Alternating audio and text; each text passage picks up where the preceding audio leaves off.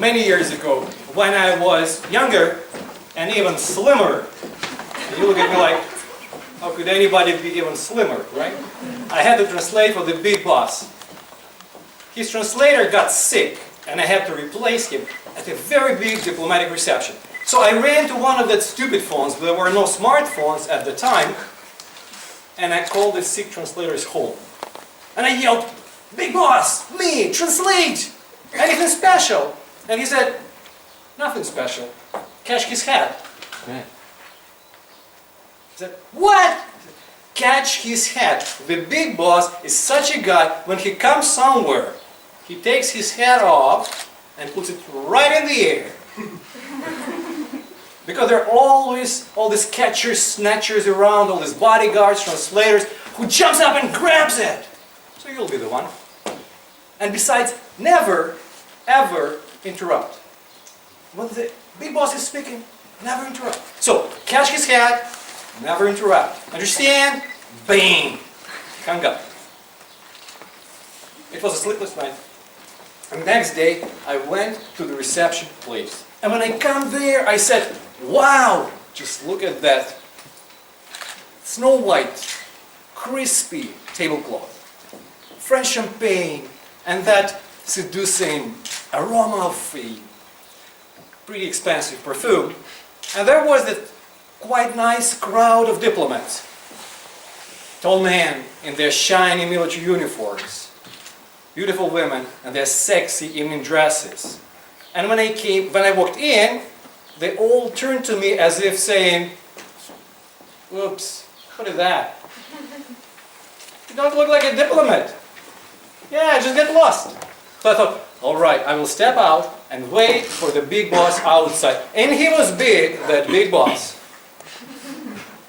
When he came out of his limo, he looked like Vitaly Klitschko. Dr. Iron Fist, even taller. Mike Tyson's face.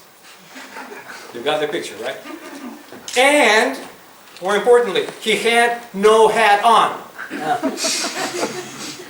Attention, no hat on. And I started praying, no hat, not bad, no hat, not bad. Thank you, thank you, thank you. So the big boss passed by me without looking, and someone pushed me right at my back. Follow him, you fool. So the big boss comes in the reception place, and everybody's moving closer, smiling.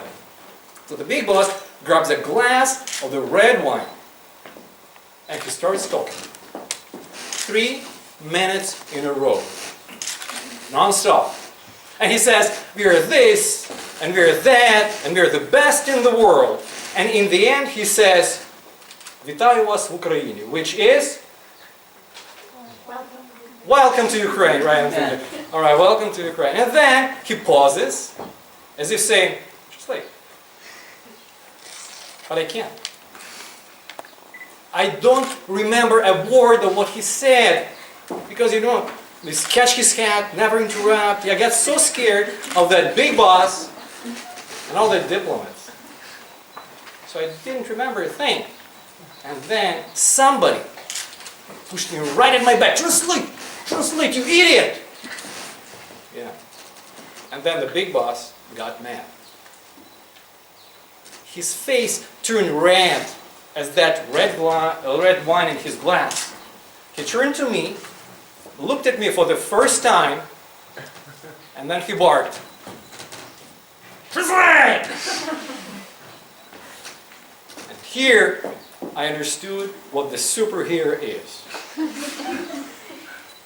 I put myself together, and I got strong like Vasil Verestyuk, the strongest man in Ukraine, right? And I found this magical force inside of me, and I got bold and courageous at Arsenij Yatsenyuk. And I looked the big boss straight in his eye. Got myself full fresh, lungs of air in his eyes, and I said, "Welcome to Ukraine." And the reaction was exactly like this. Some people were laughing like this, right? But most of people were looking at me like a loser. True story. And then there was this killing silence. The big boss, shell-shocked, he opened his mouth as if just to shout, "What?" And I shrunk and started praying, "Please, please, please." Suddenly, right next to me, someone started to translate. All the 3 minutes. Everything what the big boss said, word by word, this was the big boss's translator. When it all was over, I ran to him, "You!" And he said, "Yes, they called me in to back you up. It was your first time. And besides, we translators have to help each other. Because today it's you here, tomorrow it's me." And I said, "Man, thank you. Thank you. I'm standing here, they didn't fire me. But now I'm here. But I'm talking to you there. That shy person that I was once. That shy boy or girl who freezes up in front of any boss, as I did many times. I was there, but I made it to here. And if I could make it from there to here, so you will. I'm standing here, advanced communicator gold, hoping to win this speaking contest. But regardless of whether I win or lose, but if I make you believe in yourself, I will call it a day. Why? Because we good people have to help each other. Because today it's me here. Tomorrow it's you. You. So, bottom line, never catch hell. Never. Always interrupt. Forget about that big boss and believe in yourself.